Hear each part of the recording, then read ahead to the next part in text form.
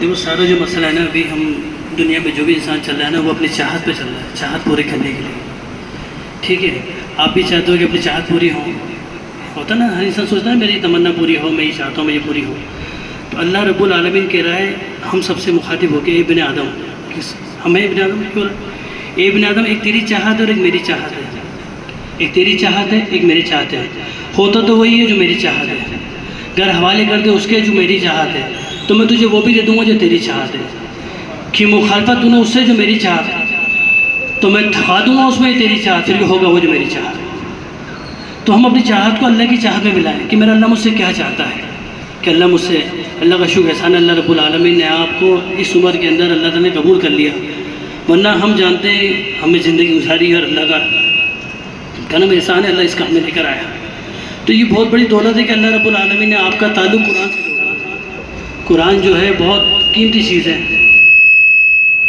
یوں کہا کہ قرآن کا جو معنی ہے، قرآن کا مطلب یہ ہے کہ بار بار پڑھنے والی کتاب. قرآن کا جو لفظ ہے بار پڑھنے، اور یہ ایسی کتاب ہے جس کو پڑھنے میں خوب مزہ آتا ہے. آپ دیکھ لو کوئی سی دنیا کی ایسی کتاب ہو، میں اکثر کبھی حیات الصحابہ پڑھتا ہوں، کبھی کیا پڑھتا ہوں، خوب میری عادت ہے، لیکن جو مزہ قرآن میں آتا ہے وہ کسی میں نہیں آتا. دل چاہتا ہی نہیں چھوڑنے کا. کتنے لمبے سفر ہو جاتے ہیں پڑھتے روز کو، کیوں اللہ نے تاثیر رکھی اس کے اندر.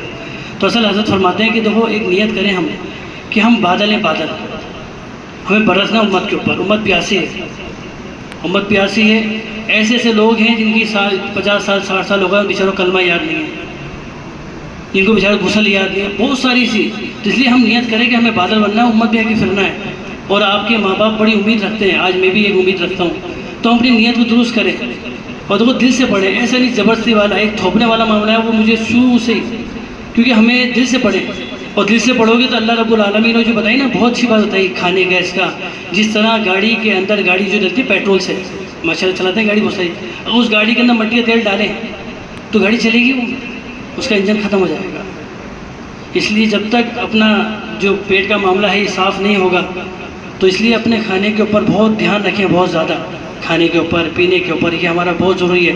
اور سب سے درخواست میری ایک چیز کی ہے کہ آپ سب سے درخواست ہے کہ آپ سب کے سب اہتمام کریں تکبیر اولیٰ کا، اور تہجد کی نماز کا اہتمام کریں. آپ دیکھنا کہ سب سے بڑھیا جو یاد ہوتا ہے قرآن ہوتا ہے تہجد کی نماز کے اندر. اگر آپ سب جلدی اٹھ جائیں، 3 بجے اٹھ جائیں، 3:30 بجے اٹھ جائیں، اس وقت اپنی 2 رکعت پڑھ کے پڑھنے بیٹھ جائیں، اتنا زبردست یاد ہوتا ہے قرآن ایسے ٹائم پہ. اور اللہ نے بتایا، کہا کہ اللہ کا قرب حاصل ہوتا ہے. پتہ نا بہن کی دعا مانگو آپ قرآن پڑھ کے، تو یہ نیت کریں کہ انشاءاللہ سب کے سب. اور اللہ اٹھائے گا، کوئی وہ نہیں ہے. اگر آپ نیت کر لیں، کسی نے اگر نیت کری، موبائل سب دھوکا ہے، آدمی خوب الارم بجتے رہتے ہیں اور آدمی سوتا رہتا ہے، لیکن جو نیت کرتا ہے اللہ اس کو اٹھایا ہے. تو ہم سب نیت کریں کہ انشاءاللہ آج سے ہم انشاءاللہ تہجد کے اندر قرآن پڑھیں گے انشاءاللہ. اور 5 وقت کی نماز پابندی کے ساتھ، اہتمام کے ساتھ، ہے نا انشاءاللہ. ایسا نہیں ہو، دیکھو ایک تو اذہر ایک اثر ہے، ایک تو اذہر ہے ایک اثر ہے.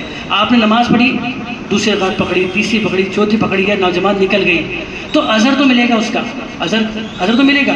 3,35,54,432 نیکی ملے گی، لیکن اثر نہیں ہوگا، زندگی بدلے گی نہیں. بہت سارے لوگوں کے 50 60 سال ہوگا، بھائی بدلاؤ نہیں آ رہا. تو وہ سارا کیا ہے، اہتمام نماز بالکل تکبیر اولیٰ کے ساتھ میں ہم انتظار کریں نماز کا. تو نیت کے سب انشاءاللہ ہے نا. اور جو بتایا کہ نفلوں کے اندر نماز کو پڑھیں، ہم نے دیکھا نظام الدین کے اندر ایک شخص تھے، مغرب کی نماز کے بعد وہ 2 رکعت پڑھے تھے. میں جب اعتکاف میں تھا نظام الدین میں، تو میں نے ان سے پوچھا، تو کہا کہ میرا معمول ہے شروع سے ہی کہ میں نفلوں کے اندر قرآن کو پڑھتا ہوں روزہ میں، پورے 365 سالوں کے اندر. تو پھر میں نے کہا پھر آپ کو کہ مجھے یاد کرنے کی ضرورت نہیں پڑتی. جو لوگ بیٹھتے ہیں نا بچے قرآن سنانا ہے رمضان سے پہلے، وہ لگے ہوئے ہیں وہ اتنے گھنٹے تک، کہ میں کبھی ایسے لے کے بیٹھا نہیں. میں نے پورا سال یہ معمول بنایا، تو میں نفل میں پڑھتا ہوں تو مجھے یاد کی ضرورت نہیں پڑتی.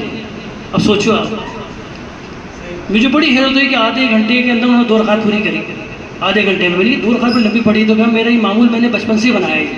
تو ہم بھی یہ معمول بنائیں کہ ہمارے نفلوں کے اندر اس کو یاد کریں قرآن کو، تو انشاءاللہ اتنا مضبوط بنتا ہے وہ نماز کے اندر کہ اس کی بات ہی کچھ ہو گیا. ٹھیک ہے انشاءاللہ. اللہ تعالیٰ سبحان اللہ.